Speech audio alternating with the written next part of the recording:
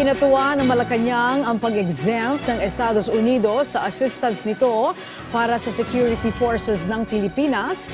Samantala, Palasyo binigyan diin na wala sa kagustuhan ni Pangulong Ferdinand R. Marcos Jr.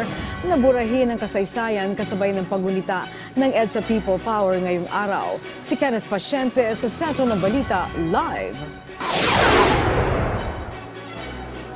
Yes, Angelique, welcome development para sa Malacanang ang naging desisyon ng Estados Unidos na i-exempt ang Pilipinas mula sa bahagi ng aid freeze nito.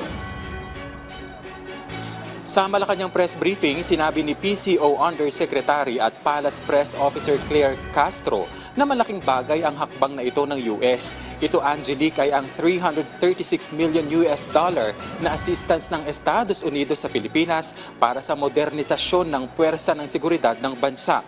Giit niya, bagaman hindi binabaliwala ng pamahalaan ng AFP Modernization Program, mas magiging madalian niya itong gawin sa pamamagitan ng tulong ng US. Nagpapasalamat po tayo sa suporta na yan.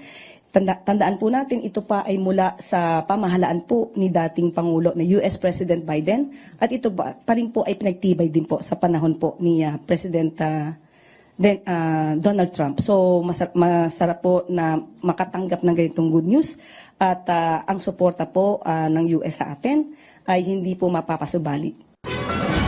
Sa issue naman ng impeachment laban kay Vice President Sara Duterte, sinabi ni Castro na hindi magandang tingnan kung mismong ang Pangulo ang magpapatawag ng special session sa Senado para umarangkada na ang impeachment trial ng Vice Presidente. Lalo na't may mga isyong lumalabas na ang Pangulo ang nasa likod nito.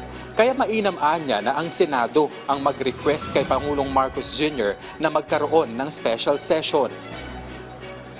But if you will look and read the provisions of the Constitution, you will see po to forthwith proceed.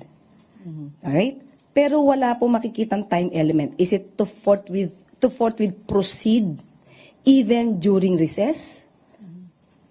Because they can proceed definitely if there is session. There's no question about that. But to proceed during recess, gray area po yan sa Constitution.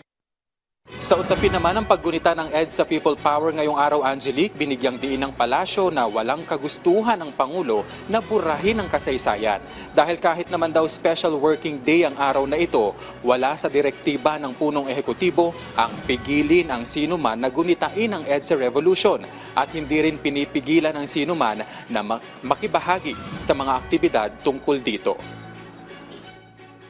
If there is the intention to erase the memories of EDSA People Power, ibang klaseng pamamaraan ang gagawin.